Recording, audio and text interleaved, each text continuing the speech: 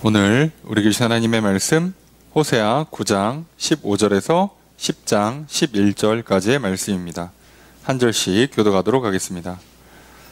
그들의 모든 악이 길갈에 있으므로 내가 거기에서 그들을 미워하였노라.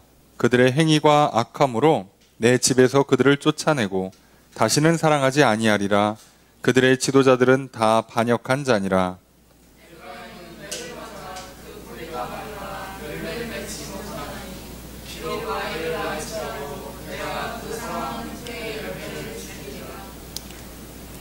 그들이 듣지 아니하므로 내 하나님이 그들을 버리시리니 그들이 여러 나라 가운데 떠도는 자가 되리라. 이스라엘은 열매 맺는 무성한 포도나무라. 그 열매가 많을수록 재단을 많게 하며 땅이 번성할수록 조상을 아름답게 하도다. 그들이 두 마음을 품었으니 이제 벌을 받을 것이라. 하나님이 그 재단을 쳐서 깨뜨리시며 그 주상을 허시리라. 그들이 이제 이르기를 우리가 여호와를 두려워하지 아니하므로 우리에게 왕이 없거니와 왕이 우리를 위하여 무엇을 하리요 하리로다. 그들이 헛된 말을 내며 거짓 맹세로 언약을 세우니 그 재판이 바디랑에 돋는 독초 같으리로다. 사마리아 주인이 벳 아웬의 송아지로 말미암아 두려워할 것이라. 그 백성이 슬퍼하며 그것을 기뻐하던 제사장들도 슬퍼하리니 이는 그의 영광이 떠나감이며 그 송아지는 앗소르로 옮겨다가 예물로 야렙 왕에게 드리리니 에브라임은 수치를 받을 것이요 이스라엘은 자기들의 계책을 부끄러워할 것이며 사마리아 왕은 물 위에 있는 거품같이 멸망할 것이며 이스라엘의 죄 곧 아웬의 산당은 파괴되어 가시와 찔레가 그 제단 위에 날 것이니 그때 그들이 산더러 우리를 가리라 할 것이요 작은 산더러 우리 위에 무너지라 하리라. 이스라엘아, 내가 기브아 시대로부터 범죄하더니 지금까지 죄를 짓는구나. 그러니 범죄한 자손들에 대한 전쟁이 어찌 기브아에 일어나지 않겠느냐. 내가 원하는 때에 그들을 징계하리니 그들이 두 가지 죄에 걸릴 때에 만민이 모여서 그들을 치리라. 에브라임은 마치 길들인 암소 같아서 곡식 밟기를 좋아하나 내가 그의 아름다운 목에 멍에를 메우고 에브라임 위에 사람을 태우리니 유다가 밭을 갈고 야곱이 흙덩이를 깨뜨리리라. 아멘. 할렐루야. 수요일 저녁 주임전에 나와 말씀을 배우시는 성도님들을 주님의 이름으로 환영합니다. 우리 옆에 있는 분들과 사랑의 유자를 나누겠습니다. 인사합시다. 사랑합니다. 축복합니다. 이 시간 주 앞에 나와 말씀을 배우시는 성도님들에게 주님의 크신 은혜가 함께 있기를 주의 이름으로 축복합니다. 나눠드린 교환 함께 보시면서 오늘 본 말씀 살펴보겠습니다. 먼저 9장 15절 첫 번째 문장 함께 읽도록 하겠습니다. 시작. 그들이 모든 악이 길갈에 있으므로 내가 거기에서 그들을 미워하였노라. 주어 서술어가 어떻게 될까요? 내가 미워했다. 누구를? 그들을. 자, 이제 미워했는데 그들은 누구겠어요? 에브라임, 북이스라엘, 넓게는 이스라엘 전체. 여기는 그냥 에브라임과 북이스라엘이 그냥 주 대상이라고 보시면 됩니다. 근데 미워한 장소가 거기라고 돼 있는데 거기가 어디냐? 길갈이에요.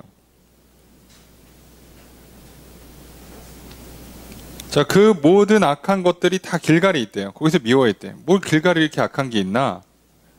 여러분, 길갈은요 성소가 있었던 곳이거든요. 굳이 여기에 무슨 악이 있냐? 악이 있죠. 무슨 얘기냐면 지금 이스라엘 백성들이 갖고 있는 문제는 크게 두 가지 문제를 봐야 돼요. 하나님을 제대로 예배하지 못하는 것. 그렇기 때문에 필연적으로 발생하는 또 하나의 문제, 우상을 숭배하는 것. 그거 아니겠습니까? 그죠? 우리도 마찬가지예요. 낮에 열심히 일하지 않기 때문에 밤에 제대로 쉼과 잠을 얻지 못하는 것. 그렇기 때문에 필연적으로 그 남는 시간에 뭔가 잘못된 것들을 하게 되죠. 낮에 잘 먹고 많이 움직이고 일 열심히 해서 소화를 다 시켰어야 되는데 낮에 조금만 먹든가 안 먹든가 왕창 먹든가, 그래서 많이 먹어서 밤에 소화가 안 돼서 잠 못 자거나 아니면 조금 먹어서 배고파서 이제 오늘이 지나갈까 말까 하는 타이밍에 그때 또 야식을 시켜 먹거나, 자, 이렇게 해야 될 걸 하지 않는 죄와 하지 말아야 될 걸 하는 죄는 항상 동시에 일어나게 돼 있죠. 길갈이라는 곳이 뭐 지역이 특별히 나쁜 곳이냐, 그렇진 않아요. 세상에 그런 지역이 어디 있겠습니까? 그런데 그곳에서 죄를 짓게 돼요. 그리고 하나님은 거기서 그들을 미워한다라고 얘기를 합니다. 자, 그러면 길갈에 분명히 성소가 있는데 왜 이렇게 무슨 문제가 있는가? 보면 이제 나오겠죠. 15절에 두 번째 문장 읽습니다. 시작. 그들의 행위가 악함으로 내 집에서 그들을 쫓아내고 그는 그들을 아니하리라. 주어 서술어가 어떻게 될까요? 내가 쫓아내고 사랑하지 않는다. 그들을 쫓아내요. 자, 어디서? 내 집에서. 왜? 이유가 뭐라고요? 행위가 악하니까. 행위가 악하니까요. 자, 이게 어쩔 수 없어요. 하나님을 예배해야 되는 곳에서 악한 행위를 하기 때문에 거기서 쫓겨나는 문제가 생기는 거죠. 또 이제 뒤에 나오는 그 산당을 짓고 우상 숭배하는 것 때문에 거기에서 또 그 장소에서도 하나님의 심판을 받는. 우리가 그렇잖아요. 내가 그 학교에서 잘못해서 공부를 안 해서 혼나고, 그래서 이제 선생님께서 부모님한테 연락을 해서 집에 가서 또 혼날 예정이에요. 집에 가서 뭐라 그래? 나 학교에서 혼났으니까 이제 그만 혼내키라고. 자, 이게 안 되는 거예요. 왜요? 학교에서 잘못한 건 학교에서 잘못했기 때문에 선생님한테 혼나는 거고요. 집에서는 집에서 잘못한 게 있기 때문에 또 부모님한테 혼나는 거죠. 그럼 이제 애는 어떻게 해요? 삐뚤어질 테다 이렇게 하는 건데, 그럼 이제 어떻게 돼요? 이제 사회에서 질타를 받아요. 할 걸 하지 않으면 이 악순환에 들어갈 수밖에 없게 되고요. 그리고 이제 자기만의 세계에 빠져서 혼자 외롭고 고독하고 슬프고 억울하고 화가 나고 우울하고 걷잡을 수 없는 밑바닥으로 들어가게 되는 거죠. 이스라엘 백성들이 지금 이 악순환이 계속 반복이 돼요. 이 계속 반복되는데 문제가 더 뭐냐면 하나님께서 즉각적인 심판을 안 하신단 말이죠. 게다가 지금 이 호세아 선지자가 활동하던 시기는 북이스라엘 역사에서는 가장 번성한 시기 중에 하나예요. 심지어 번성해 나라가 잘 돼. 그러니까 더더욱 말을 안 들어요. 더더욱. 왜? 문제가 없으니까. 이게 지금 하나님께서 참고 기다리고 계신다는 것을 잊어버리고 문제가 없다고 받아들이는 거예요. 그래서 이들이 무너질 때는 왜 무너지는지를 이유를 몰라요. 당연히 무너진다고 경고했고 무너질 조짐들이 있는데 계속 그걸 안 보는 거죠. 지금 당장 경제적으로는 정치적으로는 괜찮으니까. 자, 이런 문제가 있어요. 하나님께 지금 쫓아낼 거라고 하지 지금 쫓아낸 게 아니에요. 근데 아직 안 쫓겨났으니까 괜찮다고 생각하는 거예요. 내일 쫓겨날 예정인데 나는 오늘 밤 괜찮다고 그러고 집에 가서 잠을 자면 말이 안 되잖아요. 근데 지금 이스라엘 백성들이 딱 그러는 거예요. 나라가 망하게 생겼는데 지금 오늘 괜찮았으니까 내일도 괜찮겠지 그러고 마음 편안히 자고 있어요. 이게 정말 얼마나 어리석은가. 우리가 좀 생각해 봐야죠. 15절의 세 번째 문장 있습니다. 시작. 주어수로 어떻게 될까요? 그들의 지도자들은 반역자다예요. 반역자다. 배반자다. 전부. 여기 지도자는 정치 지도자를 말할 수도 있고 종교 지도자를 말할 수도 있습니다만 둘 다죠. 결국은 나라 망가지는데 둘 다죠.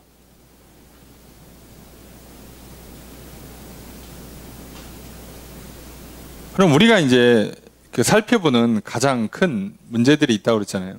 이스라엘 백성들이 우상 숭배에 빠지는 첫 번째 원인은 첫 번째 원인이라 할 것도 없죠. 기본 메커니즘은 하나님과 함께 새로운 땅을 이렇게 가나안 땅을 정복해서 하나님께서 주시는 새로운 농사법, 새로운 질서, 새로운 하나님께서 주시는 새로운 복과 기적들을 경험하는 그 과정들 자체가 싫어요. 개가 나는데 3년 걸리고, 뭐 집 짓는데 뭐 3년 걸리고, 그래서 6년 지나고 1년 쉬었다가 그 이듬해부터 이제 뭔가 대박이 터져야 되는데 그 시간이 싫어. 과정이 싫어. 왜? 옆에 있는 나라들은 농사 잘 짓고 잘 먹고 잘 살고 있거든요. 저거 나도 갖고 싶어. 근데 그들 머릿속에 뭐가 있는 거예요? 저들이 하는 거 그대로 따라하면 나도 된다는 생각을 하는 거죠. 보이니까. 우리가 오늘날 그리스도인들이 믿음을 잃는 가장 큰 메커니즘 똑같지 않습니까? 하나님 믿고 조금 인내의 시간이 필요해요. 10대든 20대든 특별히 뭐 어려서부터 모태신앙이라고 가정하면 주로 10대, 20대에 많은 훈련과 준비의 과정들이 필요하죠. 근데 그게 싫어. 그리고 나는 저들 밖에서 잘 나가는 사람과 똑같은, 아니 그거보다 더한 뭐를 원해요. 그러니까 필연적으로 어떻게 합니까? 교회도 다니고 그들이 하는 것도 다 해요. 두 가지를 다 한단 말이에요. 그게 번성할 때 이스라엘 백성들이 짓는 죄가 주로 이런 식이에요. 번성할 때. 그럼 번성하지 못할 때 짓는 죄는 뭐냐?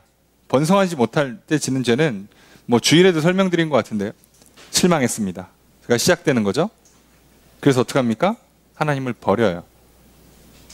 그리고 저쪽으로 넘어갑니다. 내가 원하는 내 욕심을 못 채웠기 때문에. 근데 심지어 그게 생명의 위협을 느낄 만큼 하나님께서 고통을 주는 거냐? 그것도 아닙니다. 그런데도 그냥 내 욕심에. 그래서 결국은 나라가 잘 되든 안 되든 부유하든 부유하지 못하든 그게 중요한 게 아니라 결국 근본적으로는 내 안에 있는 교만함, 욕심, 욕망 이런 것들이 치고 올라오면서 하나님 향한 믿음이 깎이는 거예요. 다시 말하면 하나님께서 살아계시고 하나님이 나를 사랑하시고 하나님이 나에게 복을 주셔서 지금 주신 건 나에게 가장 좋은 것이다 라는 믿음이 떨어지는 순간부터 저게 더 좋아 보이는데 난 저걸 갖고 싶은데 저걸 가져야지 좋은데 저걸 가져야 행복한데 저래야 그 다음에 더 좋은 걸 얻을 수 있을 것 같은데 라는 불신의 영역이 생기는 거예요. 그래서 하나님 말고 하나님 이거 모르시나 본데? 하나님 이거요. 내가 물건 하나를 사도 그죠? 요즘 가장 흔한 핸드폰 하나를 사도 내 선택에 주시는 대로가 없어요. 취향과 본인의 욕심과 욕망이 들어가 있어요.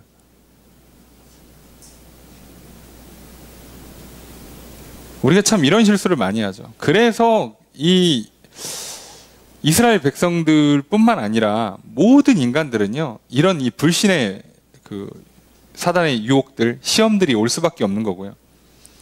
우리가 육신을 갖고 있기 때문에 육신이 조금만 충동질하면 발생할 수밖에 없는 욕망, 욕구라는 것들이 과하게 발생하면 무조건 우리는 이것에 대한 그 전쟁이 일어나게 되어 있는 거예요. 믿음과 불신의 전쟁이 일어나는 거예요.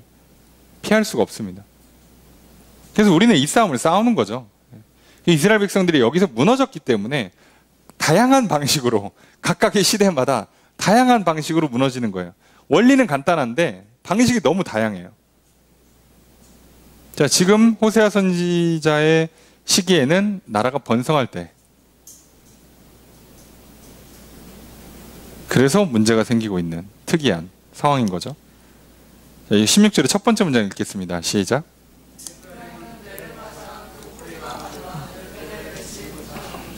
주어를 어떻게 될까요? 에브라임이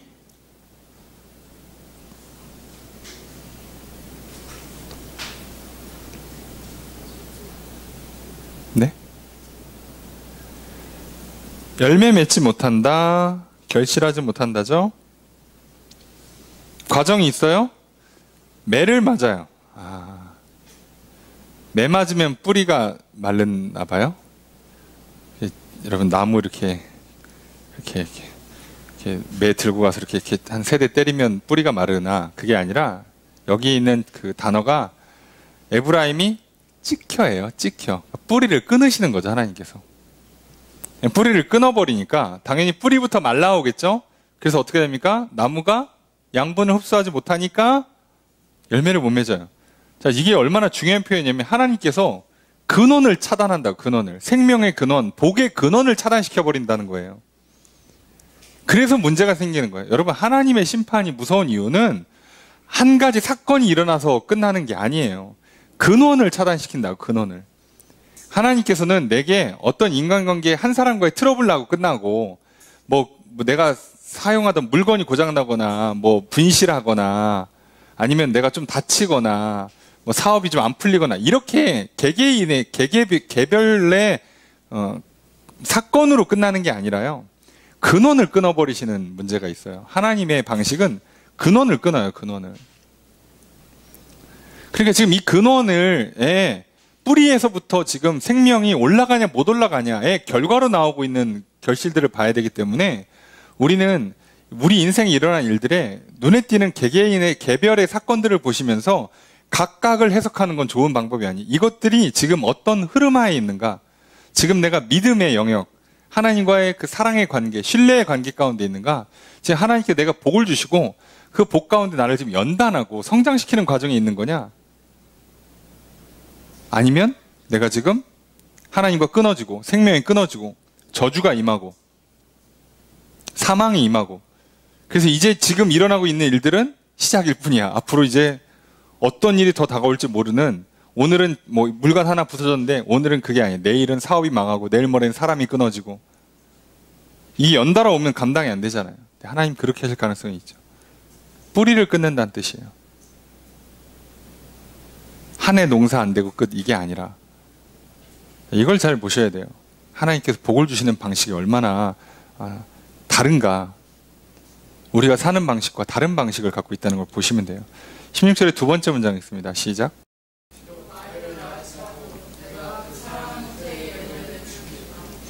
저것으로 어떻게 될까요? 내가 죽인대요. 뭐를? 그 사랑하는 태의 열매를. 그 사랑하는 태의 열매라고 되어 있는데요. 사실 이거는 위에 있는 열매랑 같은 단어가 아니고요. 그냥 귀한 것이란 단어예요. 귀한 것, 원하는 것, 바라는 것, 아름다운 것, 사랑하는 것이란 뜻이에요. 그러니까 비록 에브라임이죠. 에브라임이 아이를 낳을지라도 그 태의 귀한, 그 태의 사랑하는 것을 죽여버리겠다요. 아니면 어디부터 끊는다고요, 하나님께서? 예? 태의 열매부터 끊어요. 그럼 태어난 애는 걔도 죽인다고요. 그러니까 우리 생각에는 하나님께서 저주나 심판을 내려서 태어난 아이가 죽었어. 그럼 우리 무슨 생각하면 돼요? 슬프지만 하나 더 낳지. 근데 하나님은 지금 이 아이가 왜 죽었다고요? 이미 태의 열매는 끊어진 거예요. 그 다음에 이 아이가 죽는 거예요. 그러니까 얘 죽으면 이 집은 이제 대가 끊기는 거예요, 완전히. 이 나라, 이 민족은 다음 세대가 없어요. 미래가 없는 거라고. 소망이 없는 거라고요. 그걸 끊어놨는데 사람들은 착각하는 거예요. 태가 아직 살아있다고. 근데 하나님은 어떻게 하신다고요? 태를 끊어놓고 남아있는 걸 죽여요. 그러니 얘네가 다 죽으면 진짜 끝이에요. 그럼 이제 뭐만 남아있는 거예요? 태는 끊어졌고, 이 아이들이 죽어나갈 때, 자녀들이 죽어나갈 때 한 명이라도 아직 살아있을 때 회개해야 돼요. 돌아와야 된다고. 그게 기회라고요. 여러분, 영화 같은 거 보시면 악당이 주인공을 꼭 죽일 때 총 한 연달아서 한 3방, 4방 쏘면 다 죽는데 꼭 한 방만 쏘고 한참 자기 이제 얘기하잖아요. 내가 너를 놓고 뭐 이렇고 저렇고 뭐 그 사이에 이 사람이 뭐가 남아있어? 아직 한 발 남아있어. 얘 발이 살아있든 손이 살아있든 머리가 움직이든 아직 남아있어요. 그래서 그 한 방에 꼭 맞아갖고 역전당해서 죽잖아요. 예. 그냥 우리가 잘 보시면 알아요. 아직 남아있으면 기회가 있는 거예요. 근데 지금 하나님은 어떻게 시작한다고요? 역순으로 아이를 진짜 무슨 큰애부터 시작해서 막내까지 죽이고 그 다음에 태를 죽이는 게 아니라 역순으로 간다니까요. 이렇게. 그래서 여기 눈에 보이는 게 끝나는 순간 진짜 끝이에요. 이게 얼마나 무서운지를 보셔야 돼요.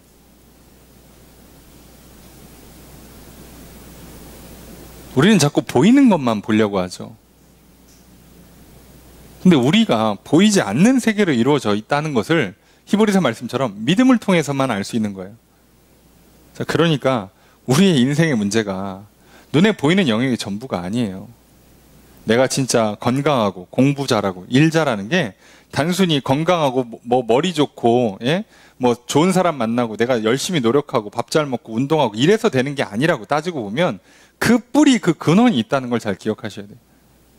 여기서부터 시작하는 거예요. 이게 끊어지면 뭐 이제 이거는 그냥 흙덩어리죠. 예. 얘는 조만간 죽을 예정일 뿐이에요. 있으나 마나인 거라고. 그래서 이게 하나님의 심판하시는 방식이 얼마나 다른가를 보시고 이거를 반대로 적용하면 하나님께서 복 주시는 방법은 얼마나 아름다우시겠어요. 하나님 복을 어떻게 주신다고? 그냥 갑자기 하늘에서 열매 하나 뚝 떨어뜨려주고 우선 먹어. 이게 아니에요. 어떻게 한다고요? 태를 열어주시는 방식. 뿌리가 잘 내려가는 것부터 시작해서 이제 이 사람은 뭐만 남았어요? 시간이 지나면 지날수록 잘 될 수밖에 없게 하시는 거예요. 그 방식을 쓰세요. 그러니까 참 놀랍게도요. 저주도 시간이 걸리고요. 축복도 시간이 걸려요. 그래서 기본적인 인내가 없으면 우리는 진짜 믿음의 기본, 사랑의 기본인 인내가 너무 적으면요. 뭐도 안 돼요. 잘 기억하셔야 됩니다. 하나님께서 이런 방식을 쓰시기 때문에 꼭 시간이 걸린다는 걸. 물론 진짜 기적이라는 건 순간에도 다 되긴 하세요. 하지만 대부분의 경우 물질 세계에서는 구현되는데 시간이 조금 필요합니다. 최소한 며칠이라도 걸리는 경우가 많아요. 그걸 잘 기억하시면서 믿음을 갖고 꼭 인내하시는 작업들을 잃지 마십시오. 급실망하시고 못하겠다. 이게 얼마나 믿음 없는 것인가. 믿었는데 하나님 1시간이 지났는데 일이 안 된다고. 하루가 지났는데도 일이 안 된다고. 이건 정말 믿음 없는 거예요. 자, 그래서 이걸 잘 보시고 하나님 어떻게 일하시는가. 17절의 첫 번째 문장 있습니다. 시작.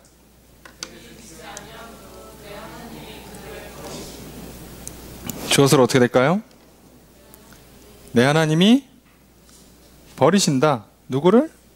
그들을. 왜 버리신대요? 예, 듣지 않으니까요. 하나님 말씀을 듣지 않으니까요. 듣지 않는다. 예, 믿지 않는다. 사랑하지 않는다. 그래서 순종하지 않는다.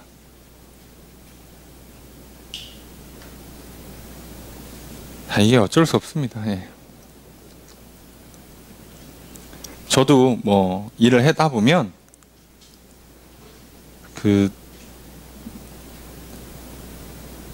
분업을 하는 경우는 그냥 일을 잘하는 사람이 그냥 자기 자리에서 그냥 하고 일 끝내고 나한테 넘겨주면 끝나니까 상관없는데요. 협업을 할 때는요, 일을 잘한다는 개념이 살짝 바뀌어요. 그때부터는요, 개개인의 업무 수행 능력이 중요한 게 아니라 협업은요, 소통이 더 중요해요. 말을 잘 들어야 돼요, 우선. 알아들어야 돼요. 이게 분업은 진짜 개인의 능력이 정말 뛰어나면요, 이거 내 거 끝내주고 간 다음에 옆에 사람 거 도와줄 수 있거든요. 그게 잘해주는 거예요. 오히려 일을 잘하는 방식이라면. 협업을 하는 경우는요, 소통이 정말 잘 돼요. 정말 저 리더십, 저 결정권자의 눈빛만 봐도 알아듣고 착착착 움직일 수 있는 그런 정도의 소통, 신뢰가 필요하고요. 그걸 잘 수행해 줌으로 말미암아 저 윗사람이 뭔가 다 같이 움직일 때 뭔가 착착착착 손발이 맞아서 돌아갈 때 그게 일 잘하는 거예요. 이게 잘못되면요, 예, 진짜 옛날 속담처럼 예, 사공이 많으면 산으로 가는 거예요. 진짜로 그렇습니다. 그래서 이걸 잘 보셔야 돼요. 하나님 말씀을 듣는다는 게 하나님 지금 우리한테 일 시키는 게 아니잖아요. 예, 하나님 우리한테 일 시키는, 일 잘하는 거에 관심 있는 분이 아니란 말이에요. 하나님과의 교제, 하나님과의 협력, 하나님과의 동행, 하나님과의 사랑의 관계가 중요하다 보니까 여기서부터는요, 소통이 정말 중요해요. 그래서 우리의 어떤 육체적인 것 또는 물질적인 게 별로 중요하지 않습니다. 하나님 나라에서는. 하나님, 제가 능력치가 이거밖에 안 됩니다. 제 지금 상황이 별로 좋지 않습니다. 제 외모가 뛰어나지 않고 제 재능이 뛰어나지 않고 제 능력이 별로 대단하지 못합니다. 어떡합니까? 중요하지 않아요. 하나님을 신뢰하고 하나님 말하는 걸 잘 알아듣고 하나님 말을 잘 따르는 사람이 필요한 거예요. 하나님 나라에는. 여러분도 마찬가지 아닙니까? 뭐 하나님이 얼만큼 위대하냐? 사실 여러분 거기 관심 없잖아요. 솔직히. 그렇잖아요. 저도 관심 없고요. 그게 중요한 게 아니라 하나님이 얼만큼 내 마음을 알아주시느냐, 내 기도를 들어주시냐, 이게 중요하지. 하나님 막 전능하신 분인데 내 말 하나도 안 들어줘. 뭐 미안하지만 무슨 소용이에요? 그렇잖아요. 우리가 정치를 하잖아요. 민주주의입니다. 예, 대의제예요. 대표를 뽑아서 보냈어요. 법을 세우라 그러고 일을 처리하라 그러고 행정부로 보내고 입법부로 보내고 뽑아서 보내요. 대표를. 근데 이 사람들이 내 뜻을 잘 구현시켜주지 않아. 그럼 우리 어떻게 합니까? 갈아치우죠. 당연한 거 아니에요? 아니, 그렇잖아요. 그러니까 서로 이게 중요한 거잖아요. 뽑은 사람은 가서 일 잘해주는 게 중요하고 이 사람들은 이 사람들의 뜻을 잘 받아주는 게 중요하고 서로 이게 중요한 거잖아요. 아니, 백날 일 잘하는 훌륭한 인물이 있으면 뭐해? 내 뜻을 구현해주는, 내가 원하는 법안을 만들어주거나 내가 원하는 일처리를 해줄 사람이 아니야. 그럼 여러분 찍어줄 것 같아요? 안 찍어줘요. 이 사람이 진짜 천재야, 똑똑한 사람이야, 착한 사람이야. 소용없어요. 그렇잖아요. 자, 하나님 나라도 똑같습니다. 어떤 의미에서는. 그래서 이게 듣느냐. 그래서 이제 쭉 내려오는, 그죠? 믿음에서 사랑 나오고 사랑에서 순종 나오는 자, 요 둘은 이제 약간 영에서 일어나는 관계죠. 네. 영역이 살짝, 그죠? 듣고 순종하는 건 이제 육체를 포함하는 거니까. 개념이, 그래서 이거를 우리가 읽는 순간부터, 예, 하나님과의 관계가 좀 틀어지게 되니까 잘 기억하세요. 듣는 것부터 시작한다고 늘 말씀드린 이유가 여기에 있습니다. 자, 그러면, 자, 이제 어떤 문제가 발생하는가 쭉 보시면 쉽죠. 17절에 두 번째 문장 있습니다. 시작. 주어서로 어떻게 될까요? 그들이 떠도는 자가 된다예요. 떠도는 자가. 하나님께서 나그네 된 이스라엘 백성들을 불러다가 모아다가 가나안 땅을 주셨어요. 이제 하나님 말을 안 들어. 말이 안 통해. 그럼 이제 어떻게 하면 돼요? 너는 너 갈 길 가고 나는 나 갈 길 가겠다고 관계가 끊어지면 무슨 문제가 생기겠어요? 이스라엘 백성들은 뭐라고요? 원래 나그네라고. 다시 어떻게 된다고? 나그네 생활을 시작한다고요. 하나님 말씀 없으면, 하나님 없으면 내 맘대로 하고 좋지 뭐. 예, 좋아요. 근데 내 맘대로 할 수 있는 최선이 나그네라고. 떠도는 인생이라고요. 가나안 땅에서 계속 잘 살 수 있을 것 같지. 뿌리 내리면 잘 살 수 있을 것 같죠? 뿌리를 끊어버린다고요. 잘 생각해 보세요. 중동에 출애굽할 당시에 있었던 나라들 중에 지금까지 유지되고 있는 나라가 없잖아요. 물론 그 나라의 이름은 그대로 갖고 쓰는 나라들이 있어요. 이집트 같이. 근데 왕조가 바뀌었잖아요. 사실상 다른 나라가 됐잖아요. 그렇잖아요. 만약에 조선시대에 이씨 왕조였다가 갑자기 김씨 왕조로 바뀌어. 그럼 나라 이름은 조선이라고 쓰지만 쓸지라도 이거는 사실상 다른 나라가 되는, 다른 그 민족이 되는 거예요. 그리고 여러분 같으면 나라 이름을 바꾸지. 네, 왕조가 바뀌었는데. 그렇잖아요. 자, 우리의 생각과 달라요. 하나님 떠나면 자유로울 것 같지. 뜻을 이룰 것 같지. 아니요. 뿌리가 끊긴다고요. 생명이, 복이 끊어진다고. 떠돌이 인생이 되는 거예요. 잘 되는 것 같은데 결국 안 돼요. 내가 불법과 편법을 써갖고 내가 지금 월급이 300인데 이것저것 다 띄고 나니까 100만 원밖에 안 남아. 하나님 감사합니다 그러고 살면 하나님께서 또 더 주실 수도 있고 지켜줄 수도 있고 여러 가지 방법이 있겠지만 내가 이걸 다 떠나서 내가 돈을 많이 벌겠다. 불법이고 편법이고 난 방법을 가리지 않겠다. 그래서 월급을 500으로 올렸어. 그런데 다 떨어지고 또 100만 원만 남아요. 더 이를 악물고 잠을 줄여가면서 이제 월급을 700으로 만들었어. 할렐루야. 그랬는데 역시나 100만 원만 남아요. 뿌리가 끊기면 이런 현상이 일어난다고요. 죽도록 일하는데 손에 남는 게 없어요. 잠언에도 써 있잖아요. 그러든가 아니면 남겨놨더니 자식이 날려먹든가. 이거밖에 없어요. 이게 얼마나 무서운 얘기인지 잘 보세요. 죽으라고 물었는데 나는 못 써? 자식한테 물려줬더니 자식은 그것 때문에 망가져. 또는 자식도 날려먹어. 왜 한 거예요, 그거? 돈 버느라고 자식이랑 친하게 지낸 적도 없고. 자식은 돈 때문에 망가지고.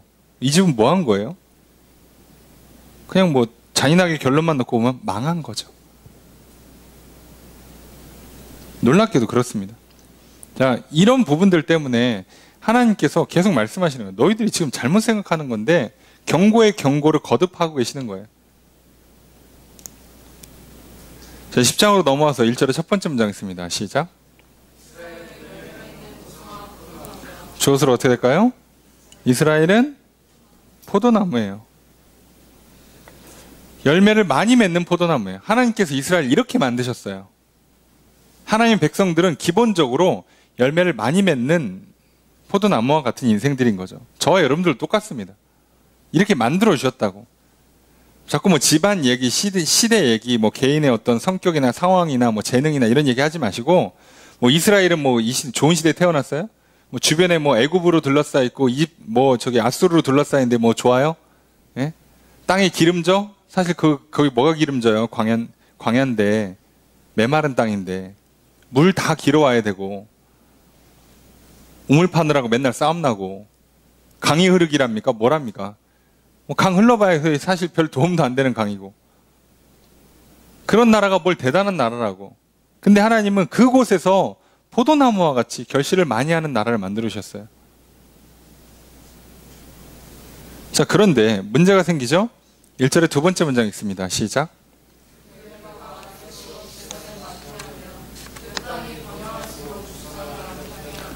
주어로 어떻게 될까요? 자, 그죠? 주어는 이스라엘인으로 되는 거예요. 이스라엘은 뭐 한다? 많게 한다? 아름답게 한다. 뭘 많게 해요? 제단을. 뭘 아름답게 해요? 주상을. 자, 열매가 많아졌더니 무슨 현상이 생겨냐? 제단을 많이 만들어요. 땅이 번성할수록 주상, 그 우상의 그 상들을 만드는 거죠. 이걸 꾸며요. 그 열매를 가지고. 잠깐만, 지금 뭐가 이상하죠? 아니, 열매를 많이 맺게 해주신 하나님께 감사를 드려야 될 거 아니야? 근데 왜 이럴까요? 왜 이런 문제가 생기냐 이거죠. 자, 이것을 성경은 이렇게 딱 지적합니다. 2절의 첫 번째 문장이 있습니다. 시작. 주어로 어떻게 될까요? 그들이 품었기 때문에 뭐 한다? 벌 받을 것이다.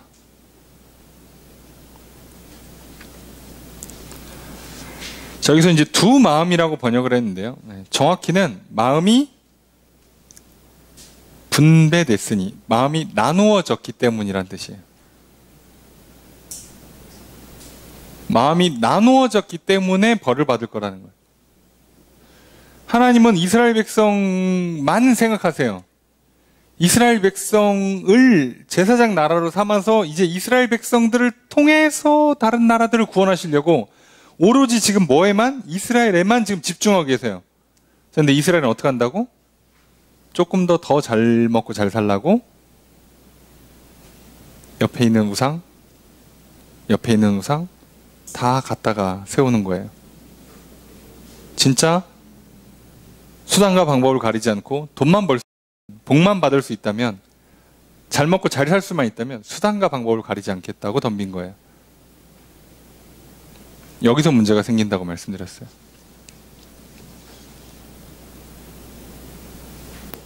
여러분 생각해보세요. 오늘 하나님께서 저 여러분들 얼마나 사랑하십니까? 하나님은 나만 바라보고 계시잖아요. 그리고 목회자를 통해서, 공동체를 통해서 여러분에게 집중해 주시고 계시다고요. 하나님은. 저럼 이제 반대, 이제 내 입장으로 돌아가서 나는 그럼 하나님께 얼만큼 집중하고 있냐 이거죠. 나는 하나님께 복을 빌고 하나님께 감사하고 하나님께 찬양 드리고 하나님께 예배하고 있는지, 아니면 좀 되는 것 같으니까 이때다 그러고서는 더 해야겠다라고 마음먹고 막 우상이고 뭐 가리지 않고 불법 편법 가리지 않고 온갖 방법을 다 써서 끌어모으겠다. 이번 기회에 올라가겠다. 성공하겠다. 돈 벌겠다. 그럼 하나님께서 어떻게 하신다고요? 벌을 내리겠다고요. 벌을 내린다.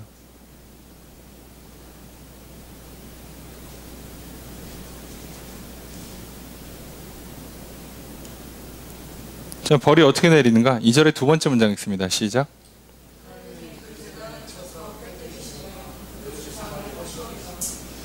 저것을 어떻게 될까요? 하나님이 깨뜨리신다. 헐어버린다. 제단을 깨뜨리고 주상을 헐어버려요. 하나님 제외하고 이들이 썼던 방법들 있잖아요. 이렇게 하면 농사가 잘 될 거야. 이렇게 하면 우양가축이 많아질 거야. 이렇게 하면 자녀가 잘 될 거야. 이렇게 하면 돈 잘 벌 거야. 이렇게 하면 건강할 거라고 해서 했던 모든 각양 방법들을 다 깨버리신다고요. 한번 해봐. 어이구 그래. 해봐. 되나 해봐. 다 깨세요. 계획? 세워봐. 원래 인생이 네 마음대로 안 되는 거야. 세워봐. 이게 하나님께서 주시는 심판의 벌의 시작이에요. 벌의 시작. 끝도 아니고 시작. 이렇게 하십니다.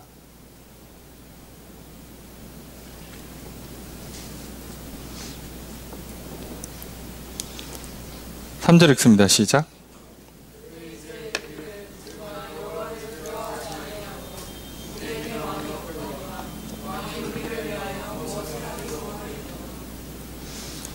자, 그들이 이렇게 말한대요. 뭐라고 말한대요? 우리에게 왕이 없다. 왕이 없다요. 왕이 왜 없대요? 우리가 여호와를 두려워하지 않았으니까. 니들 이렇게 말하게 될 거라는 거예요. 분명히 이스라엘 백성들이 뭘 요구했어요? 왕을 요구했죠. 왜요? 우리도 다른 나라들처럼 되고 싶다고. 다른 나라들처럼 되고 싶다에 가로 열고 강한 군사력과 정치적인 안정과 부강한 나라와 또 굳건한 안보를 통해서 잘 먹고 잘 살고 싶다는 얘기예요. 그렇게 해줄 수 있는 왕을 세워달라고 요구한 거예요. 하나님은 그걸 내가 직접 하시겠다고 그랬는데 하나님 필요 없고요. 왕 주세요 했어요. 줬죠? 됩니까?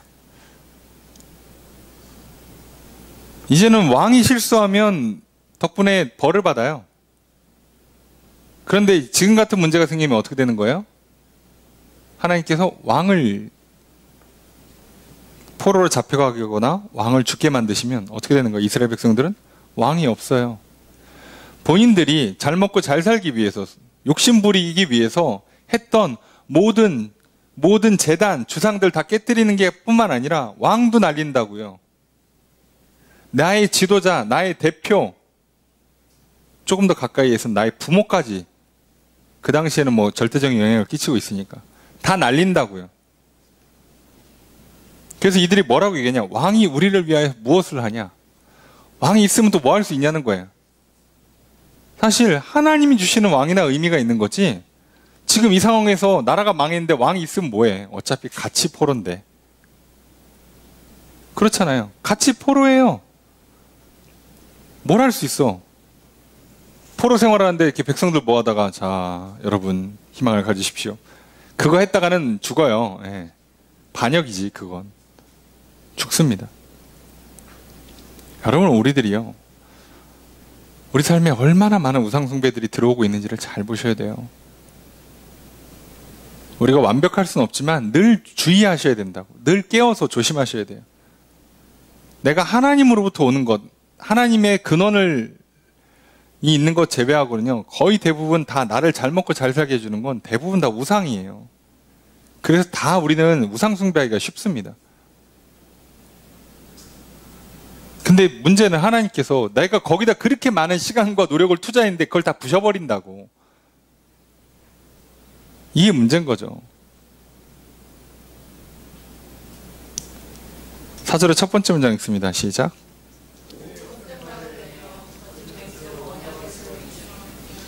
주어서로 어떻게 될까요? 그들이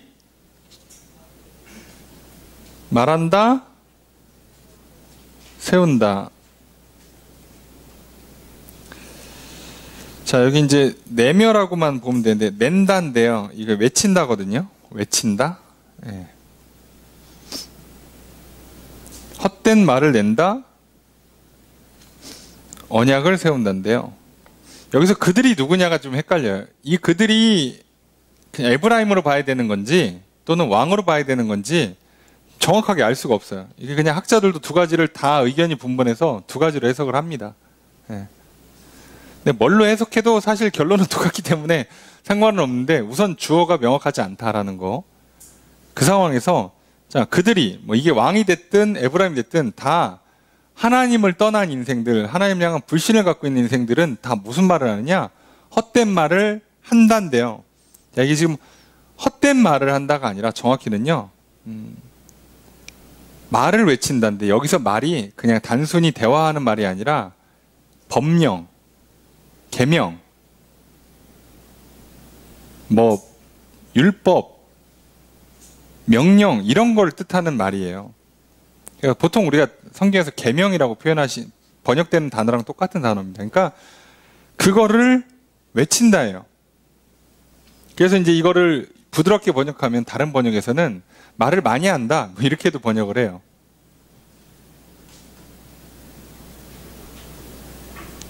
이 에브라임이 됐든 왕이 됐든 간에 말을 많이 해요. 무슨 얘기냐? 내가 이렇게 할 거고 이렇게 할 거고 내가 이렇게 하면 너네 이렇게 따라오고 온갖 계획과 온갖 그 질서들을 막 부여해요.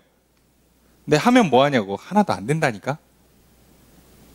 자, 이렇게 해서 이렇게 하면 사업이 잘 될 거야. 이렇게 해서 이렇게 하면 건강해질 거야. 이렇게 해서 이렇게 하면 일이 잘 될 거야. 안 된다고.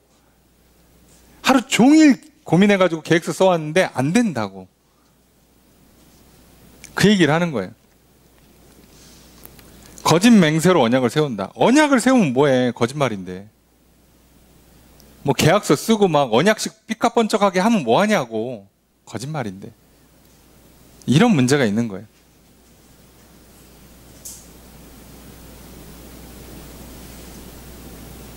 그렇잖아요. 오늘 쉽게 얘기하면 내가 공부하는데 처음부터 끝까지 쫙 공부를 다 하고 시험을 보면 참 좋은데 안 될 것 같아갖고 예상 문제를 딱 찍었어. 고심고심해서 내가 예상 문제를 찍었네? 하나도 안 나와. 자, 왜 하냐고, 그거를.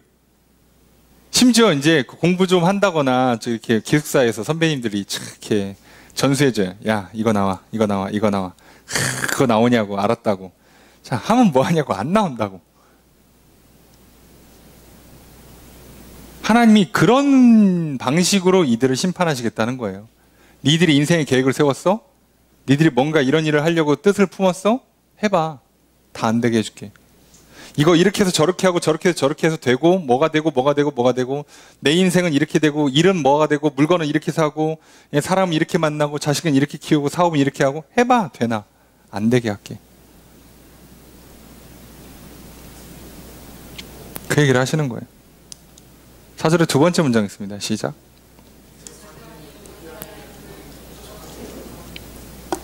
주어서로 어떻게 될까요? 재판이 독초 같다요. 독초이다, 독초 같다. 그들이 재판을 하면 뭐해? 그죠? 밭 이랑에 있는 독초 같다. 아니, 그러니까 왕이 공수표를 날려. 그러니까 그걸 그대로 지켜본들 뭐하냐 이거예요. 오히려 인생을 망가뜨리죠. 독초니까. 이런 계획 저런 계획을 세웠어. 그걸 따르면 뭐하냐고. 어차피 안 되는데. 그러니까 그 계획을 세우고 그 계획을 따라간 것 자체가 인생의 독이 된다고. 이런 일이 우리 인생에 진짜 많이 일어나요. 차라리 그 시간에 기도하는 게 낫습니다. 어떻게 인생이 계획대로 됩니까? 안 돼요. 우리는 어떤 일이 일어날지 자체를 몰라요. 하나님이 지금 근원을 끊어버렸기 때문에요. 뭘 해도 안 되게 돼 있다니까요. 그 계획을 세우는 것도 어차피 안 이루어지고 그 계획을 열심히 직행하기 위해서 노력하고 애쓰는 것도 결국 다 안 돼요. 오히려 인생에 독이 될 뿐이라니까요. 5절의 첫 번째 문장 있습니다. 시작.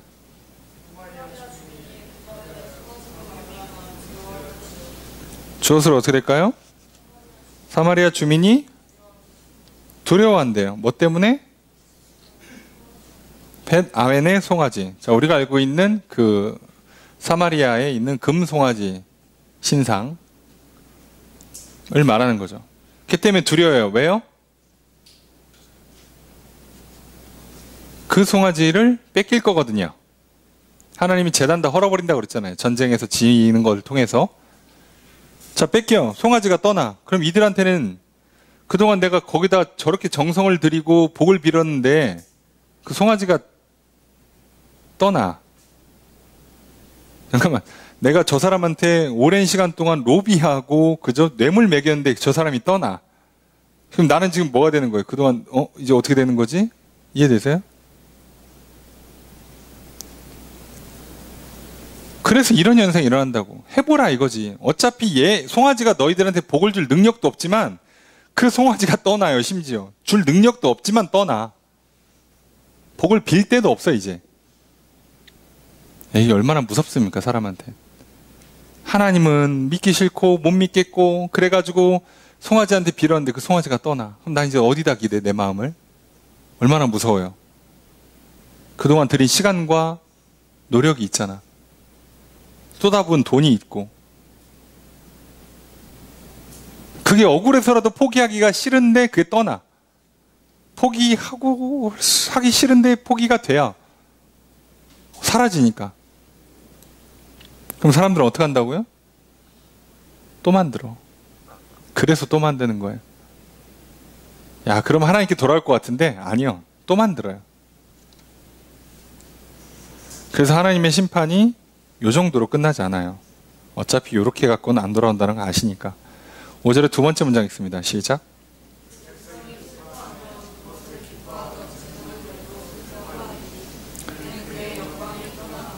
주어로 어떻게 될까요?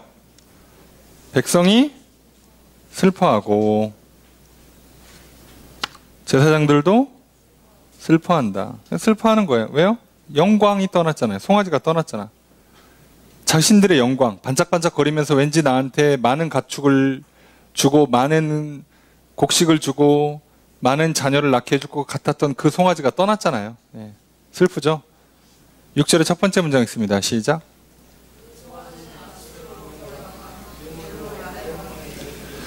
주어로 어떻게 될까요? 그 송아지는 옮겨서 드려져요. 아수르로 옮겨져서 왕한테 드려져요. 아니, 니들이 정말 온갖 시간과 정성을 다 갖다 바친 게 그냥 니들보다 센 나라 왕한테는 그냥 전리품이에요. 아무것도 아니라고. 그냥 금송아지예요. 그냥 금송아지.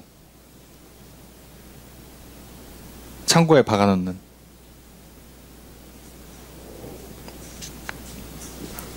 그게 더 슬프죠, 근데. 예. 차라리 송아지를 금을 녹여가지고 없애든가. 있어. 그게 창고에 있어. 우리 인생에 미련을 남기는 게 진짜 인생 참 갉아먹는 것 중에 하나잖아요. 저 창고에 희망이 있어. 저기 열어서 한번 꺼내서 한번 내 금송아지 만나서 한번 좀 빌었으면 좋겠는데, 못다한 마지막 한마디를 좀 했으면 좋겠는데, 그 기회가 날아가죠. 참 안타깝지만 사람이 그래요. 이게 아니라는 걸 그렇게 가르쳐줘도 아니래. 나 그 창고에 들어가서 송아지 저기 앞발 붙잡고 한 번만 빌었으면 좋겠다 이거지. 야, 참 사람이. 그래서 어떻게 되냐? 6절의 두 번째 문장 읽습니다. 시작.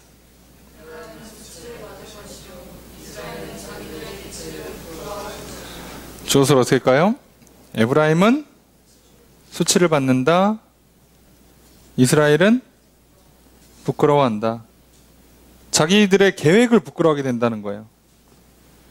여기서 그 계책이라고 번역한 게 계획, 도모, 의논이라는 단어거든요. 이렇게 하면 되겠지? 야, 우리 금송아지 만들고 일주일에 한 번씩 예배 드리면 되겠지? 이렇게 공부하면 되겠지? 이렇게 운동하면 되겠지? 이렇게 일하면 되겠지? 이렇게 하면 결혼하고, 이렇게 하면 집 사고, 이렇게 하면 자식들 잘 크고 하겠지? 이렇게 하면 노후가 평안하겠지? 자, 이게 다 망가진다고, 다 망가진다. 안 돼요.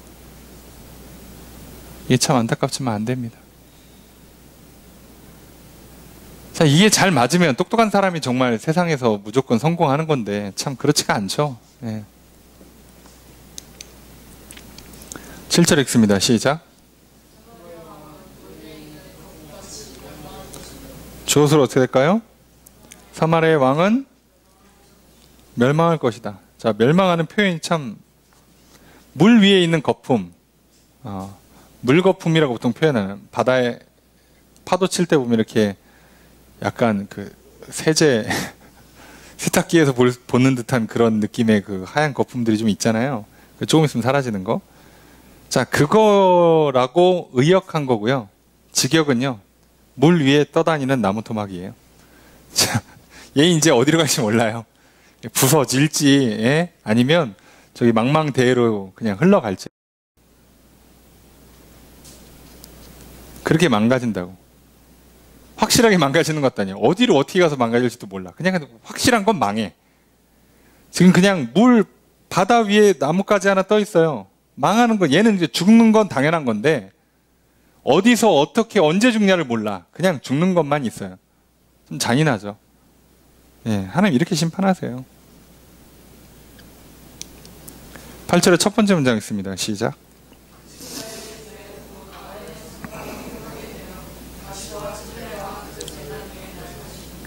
주옷으로 어떻게 될까요? 그죠? 아웬의 산당은 파괴된다. 가시와 찔레가 난다, 자란다, 제단 위에. 그러니까 산당 무너지고 제단 무너지는 거예요.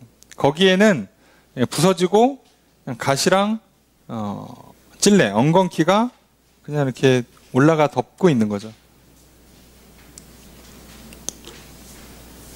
8절의 두 번째 문장 있습니다. 시작.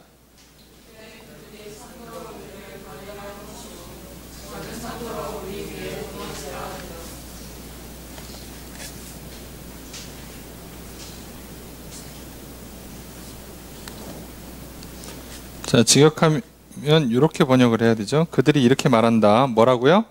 산아, 우리를 가려줘. 언덕아, 우리 위에 덮여. 네. 망했다는 얘기죠. 네. 죽여달라는 얘기가 아니라 숨겨달라는 얘기예요. 쪽팔리니까. 네, 쪽팔리니까. 부끄러우니까 가려달라고, 숨겨달라는 뜻이에요. 9절의 첫 번째 문장 있습니다. 시작.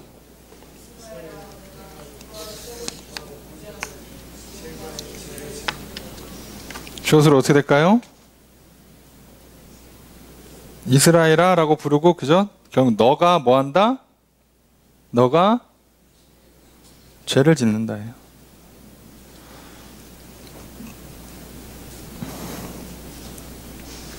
여러분, 기브아 시대면 사사시대잖아요. 사사시대. 뭐 사사시대라고 하는 표현이 좀 그렇지만, 출애굽하고 가나안 정복한 이후로 지금까지 니들은 말 안 듣고 죄만 짓는다 이거예요. 이제는 더 이상 참을 수 없는 거의 한계치 가까이 왔으니까 좀 정신 차려라고 마지막 경고를 좀 하고 계시잖아요. 그래서 뭐라고 말씀하시냐? 9절의 두 번째 문장 읽습니다. 시작.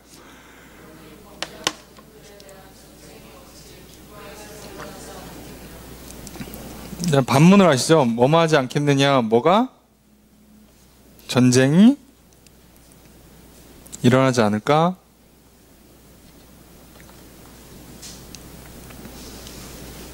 이러고도 전쟁 안 나길 바라는 건 말이 안 된다예요. 게다가 이 전쟁은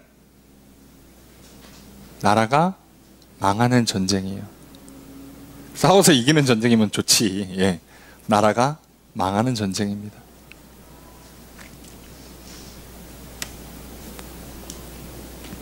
(10) 절의 첫 번째 문장 있습니다. 시작. 주어를 어떻게 될까요? 내가 징계한다. 누구를? 그들을. 자, 징계하는데 번역이 원하는 때라고 번역이 되어 있는데 원하는 때라고 번역을 해도 되긴 합니다만 저는 조금 더 직역과 문맥을 살리면 내가 원하는 대로, 뜻한 대로 그들을 징계하겠다예요. 때라는 단어가 있지는 않거든요. 뭐 때라고 번역을 해도 뭐 틀린 번역이라고 할 수 없는데 내가 뜻한 대로, 원한 대로, 의도한 대로 징계할 거라는 거예요. 내가 지금 징계하기로 마음을 확실히 정했으니까 할 거라는 거예요.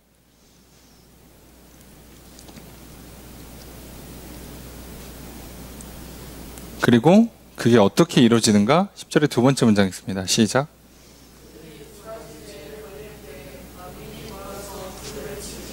주어로 어떻게 될까요? 만민이 친다, 칠 것이다. 누구를? 그들을. 자, 근데 그 앞에 뭐라고 돼 있냐? 그들이 두 가지 죄에 걸릴 때, 여기서 걸린다가 결박당한다. 체포예요, 체포. 이게 체포를 뜻합니다. 그러니까 이 두 가지 죄 때문에 이제 잡히는 건데, 그럼 이 두 가지 죄가 뭘까요?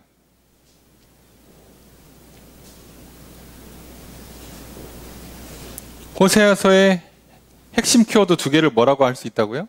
하나가 인애, 두 번째가 하나님을 아는 지식. 조금 이거를 우리가 이해하기 쉬운 방식으로 바꾸면 사랑, 믿음.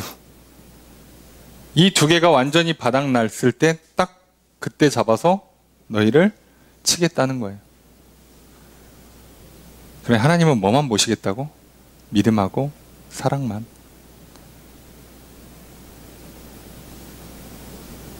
오, 그럼 마음에 믿음과 사랑만 있으면 되는 거예요?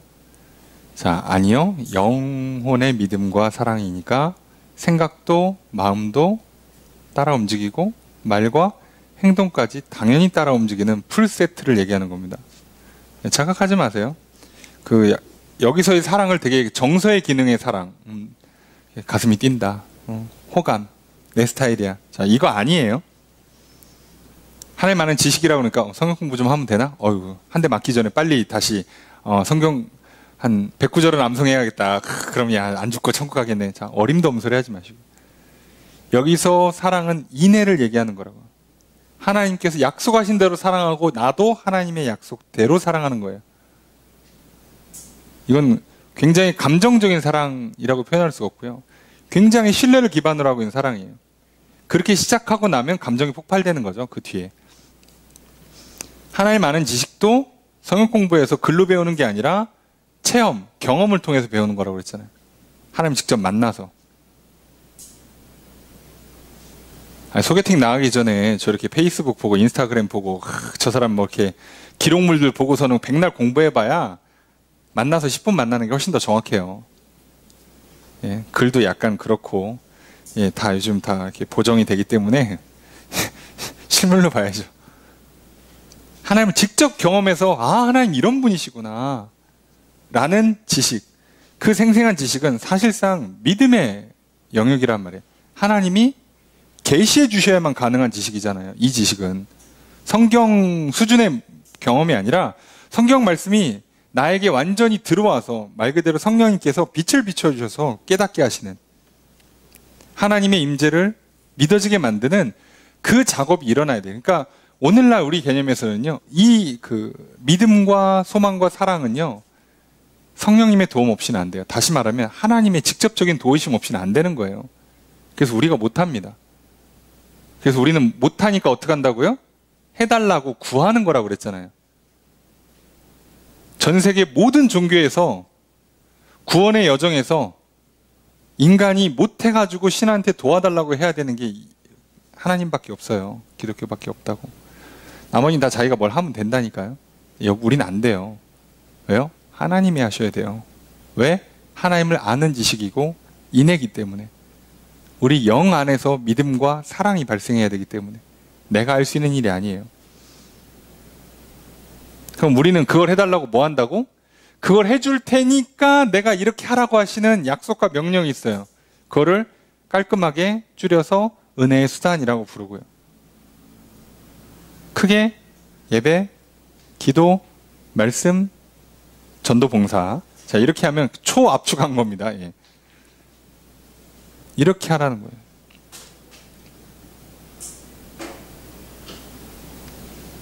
이해가 되시죠?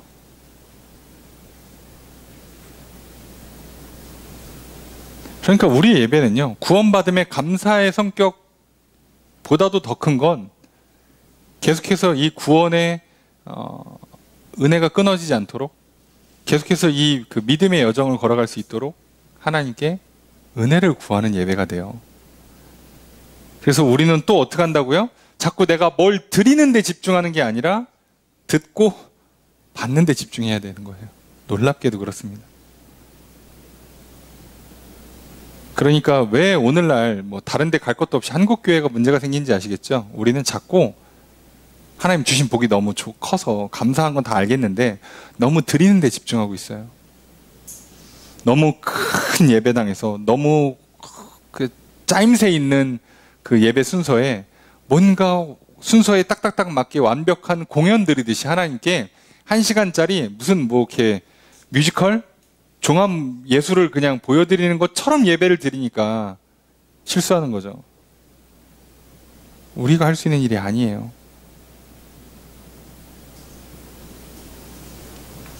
그래서 이게 문제인 거예요, 우리한테는. 그 가장 큰 두 가지 죄, 인애와 하나님 아는 지식.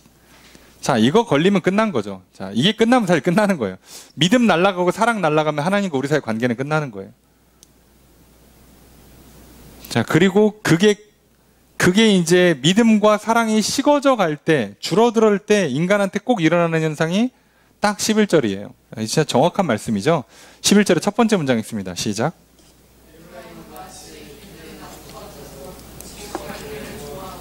주어스로 어떻게 될까요?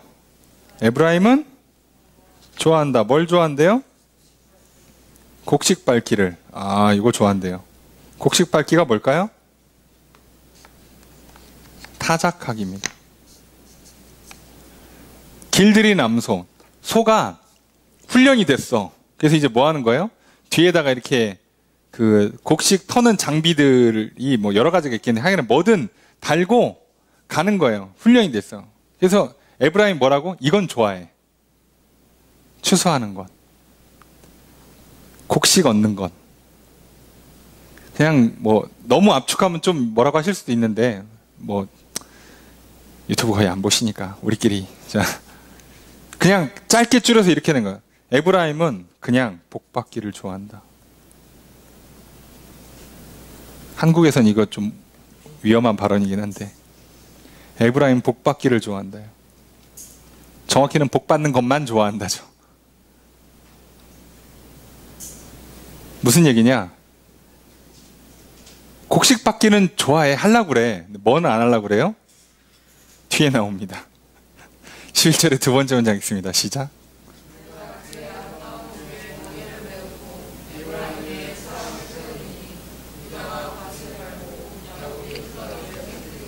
주어스로 어떻게 될까요? 내가 메우고 태운다예요. 그래서 유다가 갈고 야곱이 깨뜨린다. 자, 대충 느낌 오시죠? 하나님께서 이스라엘 백성들이 추수하는 건 좋아해. 복 받는 건 좋아해. 농사 잘 되고 돈 잘 버는 건 다 건강해지는 건 좋아하는데 하라고 하는 건 안 해. 그게 뭐냐? 멍에를 쓰는 거. 그리고 위에 입에다가 멍에를 씌우고, 그죠? 멍에를 씌우고서는 이제 입 다물게 하고 이렇게 치면서 왼쪽 오른쪽 가게 할 거 아니에요. 그러려면 사람이 어떻게 해요? 말로 합니까? 저기서 이렇게 자 저기 황소야 오른쪽 아니 저기 왼쪽으로 하는 거를 이렇게 안 하고 올라타서 한단 말이에요. 올라타서. 그러니까 주인이 올라타서 입 막에 씌운 다음에 왼쪽 오른쪽 가게 만드는 거예요. 자, 그거를 해야 되는데 그건 싫어. 그건 안 해. 근데 뭐는 한다고? 타작은, 추수는, 복 받고 돈 벌고 건강해지는 건 한다고요. 근데 여러분 아시는 것처럼 추수할 때는요, 사람이 올라가고 멍에를 씌우지 않아요. 구약의 율법에도 추수할 때는 소에다 멍에를 씌우지 말라고 그래요. 먹으면서 하라고. 그리고 그거 추수하는데 그냥 올라가서 이렇게 밟으면 깨거나 등에다 뭐 맨 다음에 지나가게 하면 다 털리는데 뭘 그걸 굳이, 그렇잖아요. 굳이 사람이 올라가서 지휘할 필요가 없어요. 그러니까 이건 좋아한다고. 말 그대로 자기 마음대로 하면서 뭔가 일이 잘 되는 건 좋아하는데 그 전에 먼저 절제해야 되고 순종해야 되고 사람이 올라타서 누군가가 이거를 끌고 가줘야 되는 그 작업은 싫어한다고요. 아니 그러면 농사를 시작할 때 밭을 갈고 기경하는 건 안 하고 결실만 얻겠다고? 완전 도둑놈 심보죠. 예. 그걸 지적하시는 거예요. 아니 나와의 그 언약을 기반으로 해서 믿음과 사랑하는 것이 근본이 돼서 거기서부터 생명이 임하고 복이 임하는데 그건 싫어하고 나중에 복 받는 것만 좋아한다고? 생명을 얻는 것만 좋아한다고? 그러면 안 되지. 그래서 어떻게 하시겠대요? 내가 다시 멍에 씌울게. 말을 들을게 안 듣네. 멍에 다시 씌울게. 사람을 태운다. 여기서 이제 그 위에 올라탄다는 얘기거든요. 근데 여기 위에다 누구를 올라태우는 거냐면 따지고 보면 하나님이 직접 올라타시는 게 아니라 아수르가 올라타는 거예요. 아수르가.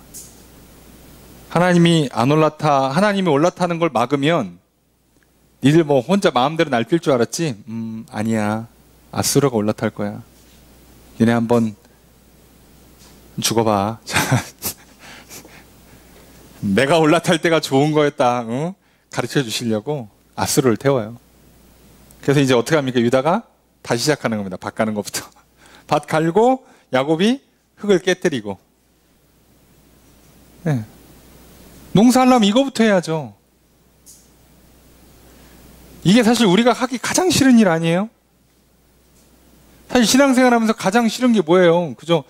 뭐 복 받는 거 싫어하는 사람 어디 있어? 예? 뭐 기적 임하는 거 싫어하는 사람 어디 있습니까? 막 성적 올라가고 막 건강해지고 문제 해결되고 뭐 다 좋지. 그거 싫어하는 사람 한 명도 없어요.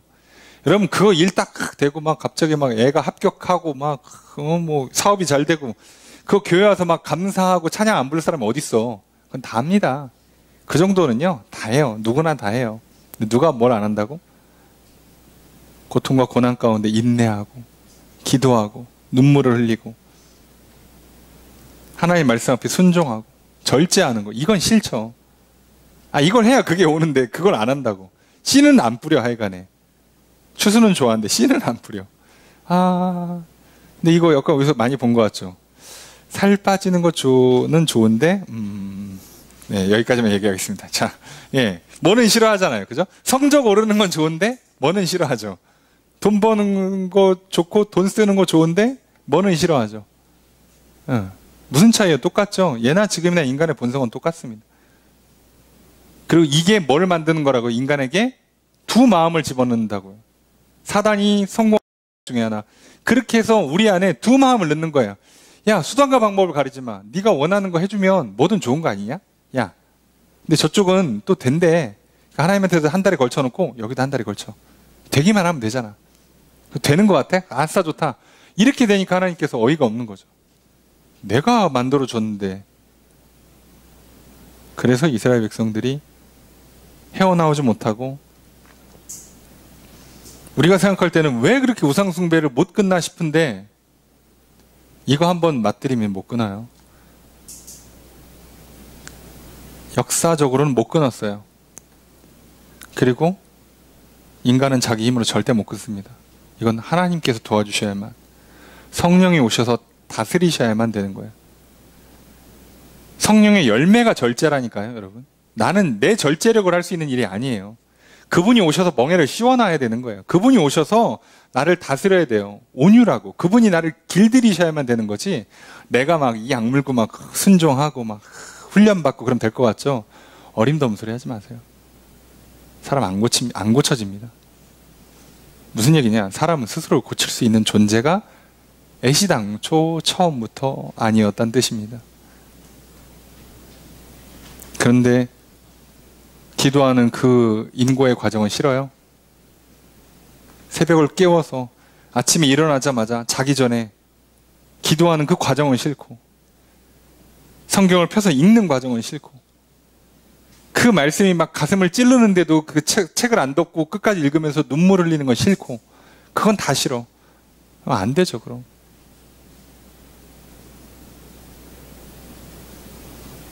우리가 이 싸움을 싸운다는 걸 잊지 마십시오. 이게 사실 오늘 본문의 핵심이고, 이제 호세아서 앞에서도 얘기했고 지금도 얘기하고 앞으로도 계속 얘기할 내용이 핵심은 이거예요.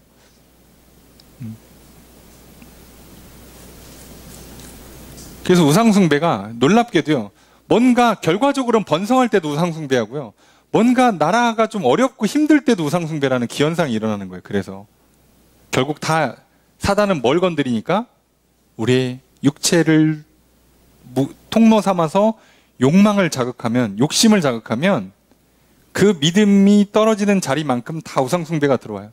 그거는요, 번성할 때도 마찬가지고 쇠퇴할 때도 똑같습니다. 지금은 번성하는 중에 우상숭배하고 있고요. 놀라운 건 쇠퇴하면 빌 것 같지 하나님한테? 아니요. 똑같이 우상숭배합니다. 신기하게도 그렇습니다. 늘 합니다. 항상 합니다.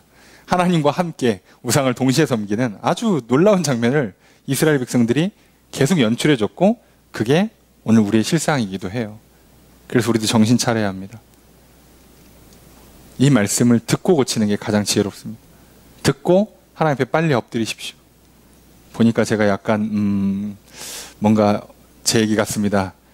하나님, 근데 저는 살아온 게 있고 몸에 밴 게 있고 상황이, 환경이 이래서 전 절대 못합니다. 하나님 도와주십시오. 하나님이 하셔야 됩니다. 하나님께서 주관해 주십시오. 내가 내려놓겠습니다. 이거를 무릎 꿇고 울면서 또 하고 또 하고 또 하지 않으면 이 일은 일어나지 않아요. 근데 그냥 가만히 한번 하나님 도와주세요, 자 이러고서는 뭐 그냥 집에 가면 될 것 같다고 생각하시면 착각입니다. 그런 건 없어요. 그래서 이게 우리의 큰 차이입니다. 내가 내 몸을 쳐서 만들어내는 게 아니라 내 몸을 쳐서 하나님 앞에 무릎 꿇게 만드는, 그리고 하나님이 일하셔야 되는 이 방식을 제발 잊지 마십시오. 이 한 끝이 우리에게는 정말 생명과 사망의, 복과 저주의 차이를 만들어낸다는 거 잊지 마십시오. 그리고 그걸 또 붙잡고 여러분 살아가셔서 이스라엘을 반면교사로 삼고 이스라엘을 따라가지 마시고 정말 성경의 위대한 인물들처럼 하나님 앞에 제대로 서서 하나님과의 인의 사랑의 관계, 하나님과의 그 하나님 아는 지식으로 충만한 믿음의 관계로 나아가 여러분 정말 생명과 복이 임하는 인생 살아가시는 저 여러분들이 되시기를 주의 이름으로 축복합니다. 말씀 보겠습니다. 하나님께서 이스라엘 벌을 받게 되는 이유가 무엇이라고 말합니까? 2절에 보니까 뭐가 문제래요? 두 마음을 품은 게 문제인 거죠. 우리의 신앙은 하나님만 섬기는 겁니다.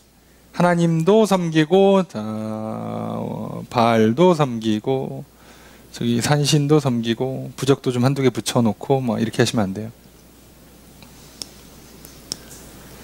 말씀을 적용하겠습니다. 하나님께서 선지자를 통해 이스라엘의 죄를 지적하십니다. 하나님께서 이스라엘을 열매 맺는 무성한 포도나무 같게 만드셨습니다.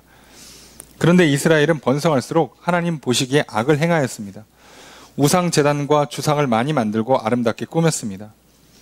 하나님만 섬기는 것이 아니라 우상을 함께 섬기는 두 마음이 이스라엘의 죄입니다. 번성을 누릴 수만 있다면 무엇이든 괜찮다는 혼합주의는 결국에는 자신이 왕이 되어 마음대로 행하겠다는 교만과 불순종이 그 밑에 깔려 있는 것입니다. 이것은 여호와 하나님을 섬기는 것이 아닙니다.